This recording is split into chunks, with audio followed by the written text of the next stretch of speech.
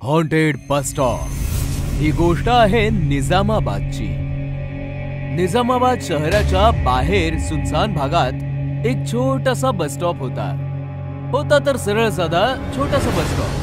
पण त्या bus stop बद्दल लोकांच्या मनात जरा विचित्र भावना होत्या। साधारणपणे बस स्टॉप वरनं प्रवासाला सुरुवात होते। लोक बस स्टॉप वरनं बस पकडून आपल्या ठिकाणी पोहोचतात। पण निजामाबादच्या या बस स्टॉपने बऱ्याच लोकांच्या आयुष्याचा प्रवास संपवून त्यांना मृत्यूच्या हवाली केलं होतं। अखेर काय होतं त्या बस स्टॉपचं रहस्य? गोष्ट फार वर्षांपूर्वीची आहे। निलिमा नावाची मुलगी अर्ध्या रात्री बस स्टॉपवर बसची वाट पाहत होती। तेव्हा काही बदमाश मुलं आली आणि सुनसान जागेचा फायदा घेऊन तिच्यासोबत गैरवर्तन करू लागले। निलिमा बरीच ओरडली, वाचवा वाचवा वाचवा मला, सोडा सोडा मला, वाचवा वाचवा, सोडा मला, प्लीज वाचवा। पण त्या सुनसान बस स्टॉपवर तिची मदत करायला कोणीच नाही आलं। तेव्हा अचानक एक बस निलिमाने येताना पाहिली। निलिमाला वाटलं बस ड्रायव्हर बस थांबवून तिची मदत नक्की करेल। बस थांबवा प्लीज, बस थांबवा, वाचवा, बस थांबवा, मला वाचवा। पण बस ड्रायव्हरने निलिमा सोबत जबरदस्ती करत असलेल्या त्या मुलांना पाहिलं आणि तो घाबरला। त्याने बसचा स्पीड वाढवला। निलिमा रस्त्यावर उभी राहून फक्त ओरडत होती। पण घाबरलेला बस ड्रायव्हर चुकून निलिमाला चिरडून पुढे निघून गेला आणि निलिमाचा मृत्यू झाला। म्हणतात की आजही त्या बस स्टॉपवर निलिमाच्या भूताची सावली आहे।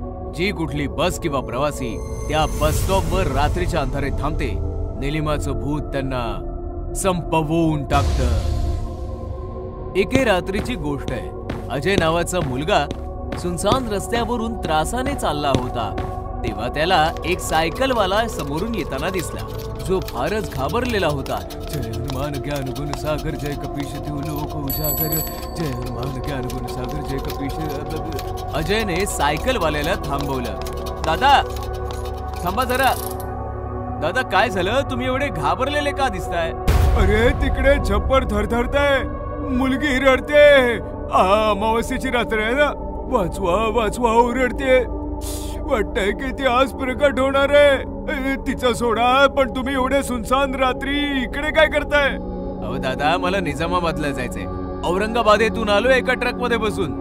ट्रक फरीदाबादला चालला होता, त्यांनी मला इकडेच म्हणून उतरवलं। आता पुढे कसं जायचं? इकडे कुठली बस किंवा बस स्टॉप सापडेल का? बस स्टॉपचं नाव ऐकताच सायकलवाला जरा जास्तच घाबरला। Bus stop? बस स्टॉप आहे ना मागे, पण तुम्ही तिकडे जाऊ नका। रात्रीला तिकडे बस नाही थांबत कुठली, कारण की तो भूतिया बस स्टॉप आहे।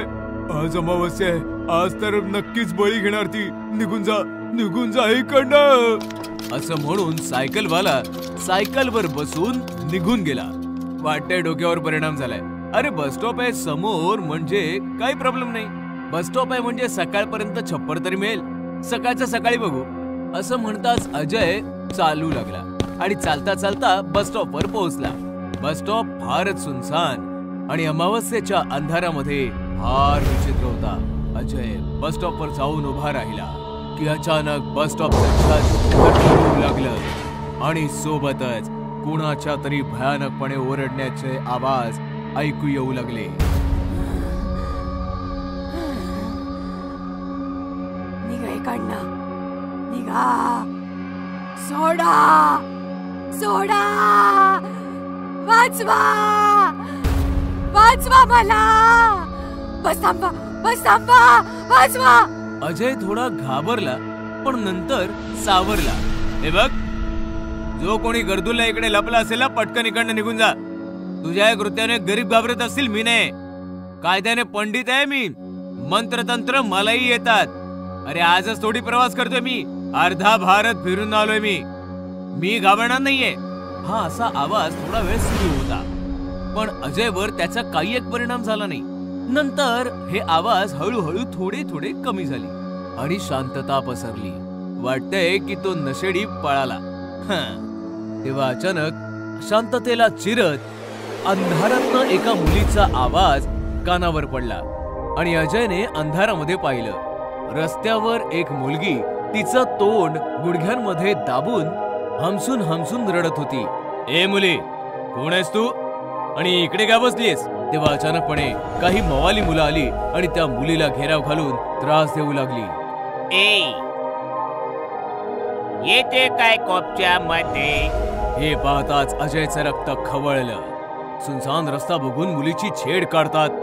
अजय मवाल्यांच्या दिशेने निघाला आणि एकाची कॉलर पकडून त्याला खेचू लागला की अचानकपणे सर्व मवाली गायब झाले. हे बघून पहिल्यांदा अजयला भीतीची खूप भीती वाटू लागली. त्याने मुलीकडे वळून पाहिलं तर त्याचे डोळे पांढरे झाले. आतापर्यंत रडणारी ती मुलगी एक भयानक भूतनी बनली होती. अजयकडे पाहून ती भयानक हसत होती.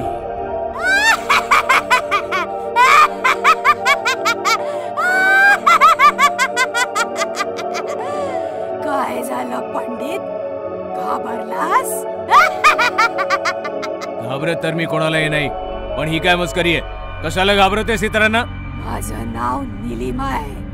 अमावस्येच्या रात्री काही वर्षांपूर्वी माझा इथे मृत्यू झाला होता.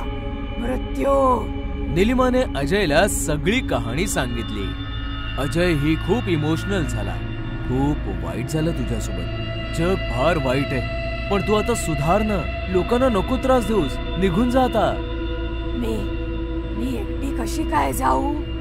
म्हणजे ग? मला तू आवडलास पंडित. तू इतरांसारखा नाहीयेस. चल चल माझ्या बरोबर. आपण दोघं एकत्र राहूया. हे ऐकताच अजय थरथर कापू लागला. वेडी झाली का? तू भूत आहेस आणि मी जिवंत माणूस आहे. मी तुला घेऊन जाणारच माझ्या जगात. मी तुझ्यावर प्रेम करायला लागले. प्रेम. पण मला यायचं नसेल तर मग?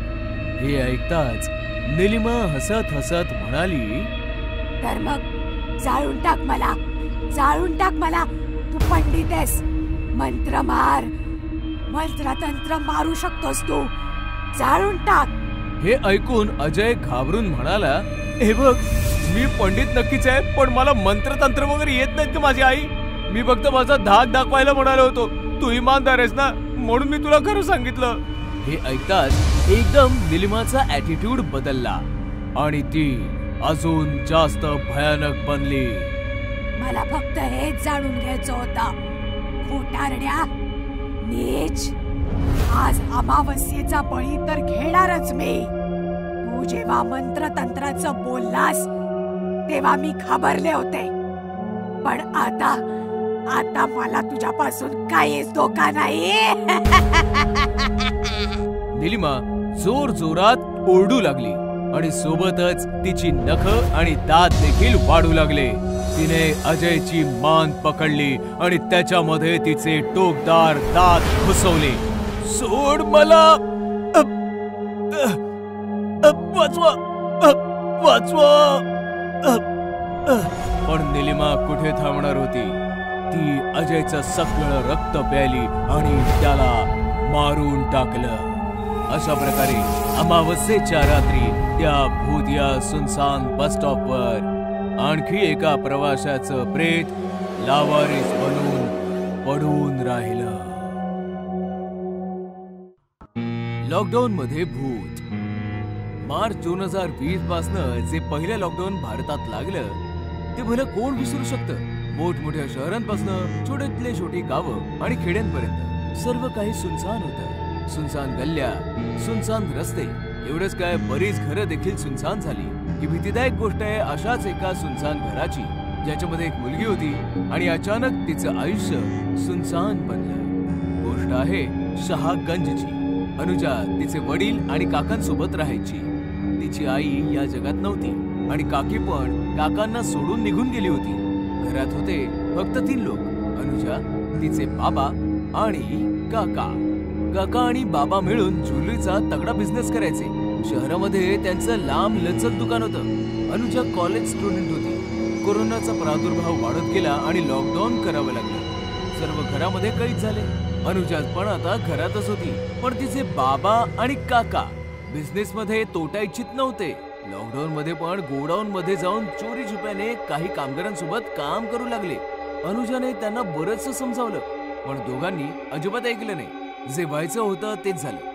कोण्या मजुराच्या संपर्कात आल्याने दोघेही कोरोना पॉझिटिव्ह झाले आणि प्रशासनाने त्यांना आयसोलेशन वॉर्ड मध्ये पाठवलं. ॲम्ब्युलन्स आली आणि दोघांना घेऊन गेली. अनुजा बिचारी घरामध्ये एकटी अडकली. सगळं घर कसं सुनं सुनं झालंय आणि बाहेर सुद्धा कसं सुनं सुनं आहे. देव करो आणि काही वाईट प्रसंग न येऊ. आरडाओरडा केला तरी कोणी मदतीला येणार नाही. शांताबाई पण घरात कैद आहेत. त्या असत्या तर त्यांचा जरा आधार तरी वाटला असता. आता मी अख्खी रात्र एकटीने कशी काढू? आधी तर सगळं नॉर्मल होतं. जेवण जेवून दिवसा टीव्ही बघण्यामध्ये आणि रात्री फ्रेंड्स बरोबर चॅट करण्यामध्ये निघून जायचा. पण जसा दुसऱ्या दिवसाचा सूर्य उगवला, अरे बापरे, 12 वाजले आणि मी अजूनपर्यंत झोपून होते. पटकन फ्रेश होते आणि जेवण करते की तेवढ्यात अचानक डोरबेल वाजली. आता यावेळी कोण आलं असेल? दरवाजा उघडू की राहू दे? कोरोना पॉझिटिव्ह निघाला तर? कोणी लफंग तर आला नसेल संधीचा फायदा घ्यायला. डोरबेल वारंवार वाजत होती. अनुजाने विचार केला ती दरवाजा उघडणार नाही, पण तिच्याने राहवलं गेलं नाही. तिने की होल मधनं पाहिलं. बाहेर एक पोलीस उभा होता. अनुजाने पटकन दरवाजा उघडला. मॅडम, तुमच्या घराच्या समोरच माझी ड्युटी लागली आहे. तहान लागली आहे, पाणी पाहिजे जरा. हा, हे काय आहे? तुम्ही मास्क पण नाही लावलाय. तुम्ही जरा दूर उभे राहा. मॅडम, कडक उन्हात ड्युटी करतोय, आधीच घाम गळतोय. मास्क लावला तर गुदमारूनच परत जाऊ. डोंट वरी, आमची रोज टेस्टिंग होत असते. आम्ही पॉझिटिव्ह नाही आहोत. अनुजाने आतनं पाणी आणलं. पाणी प्यायल्यानंतर पोलीस निघून गेला. मग काय, रोज पोलीस येऊन डोरबेल वाजवायचा. रोज अनुजाकडनं पाणी मागून प्यायचा आणि मग निघून जायचा. एके दिवशी मात्र हद्द झाली. वारंवार बेल वाजत होती. अनुजाने सेफ्टीसाठी डोर होलमधनं बाहेर पाहिलं तर कोणीही नव्हतं. तरीही डोरबेल वाजत होती. हे काय? पोलीस तर नाहीये. मग ही बेल? अनुजाने जसा दरवाजा उघडला, समोर तोच पोलीसवाला. ही काय थट्टाय? बेल वाजवता आणि लपून बसता. मी कुठे लपलोय? मी डोर होल मधून पाहिलं. तुम्ही दिसला नाही कुठे. एके दिवशी कंटाळून अनुजाने पोलीस हेल्पलाईनवर कॉल केला. हॅलो मॅम, शहागंज भेंडी बाजार गल्ली नंबर 17 मधून बोलते. माझ्या घरासमोर जे पोलीस ड्युटीवर आहेत त्यांच्या पाणी पिण्याची सोय का नाही करत तुम्ही? ही जनावरं नाही, माणसं आहे. व्हॉट? भेंडी बाजारात एकही पोलीस मला ड्युटीवर नाहीये? अनुजाने खिडकीवरचा पडदा सारला. बाहेर एकही पोलीसवाला नव्हता. अनुजा गडबडून गेली. जर कंटेनमेंट झोन असल्यामुळे भेंडी बाजार पोलिसांसाठी सुद्धा वर्जित आहे, तर मग तो कोण आहे जो रोज पाणी प्यायला येतो? नक्कीच कोणीतरी लफंग आहे. आता तर हे दार बंदच राहील. दुसऱ्या दिवशी पण बेल वाजत होती, पण अनुजाने दरवाजा उघडला नाही. दुपारपासून संध्याकाळपर्यंत बेल वाजतच होती आणि अनुजाला राग आला. मला माहितीये की तू पोलीसवाला नाहीयेस. चालता हो इथून, नाही तर पोलीस कंप्लेंट करेन. बाहेर सीसीटीव्ही लावलेला आहे, लक्षात येतंय का तुझ्या? आणि अचानकपणे डोरबेलचा आवाज बंद झाला. पण रात्री 10 वाजता असं काही घडलं. जेवण जेवून अनुजा जशी बेडरूम मध्ये आली, तिने पाहिलं की बेडवर कोणीतरी आहे. कोण आहेस तू आणि आत कसा आलास? जसा तो अनुजाच्या दिशेने वळला, अनुजाचा थरकाप उडाला. तोच पोलीस होता, पण जिवंत नाही, मेलेल्या भयंकर भूताच्या रूपात. अनुजा इकडे तिकडे पळू लागली. दरवाजे उघडू लागली, पण सर्व दरवाजे बाहेरून बंद होते. अनुजा ओरडू लागली, पण लॉकडाऊन मध्ये तिचा आवाज भला कोण ऐकणार? अनुजा ओरडत राहिली आणि अचानकपणे भूत तिच्या मागे येऊन उभं राहिलं. तुला काय वाटलं? तू दरवाजा नाही उघडलास तर मी आतमध्ये नाही येऊ शकणार. काय काय हवंय तुला? बदला.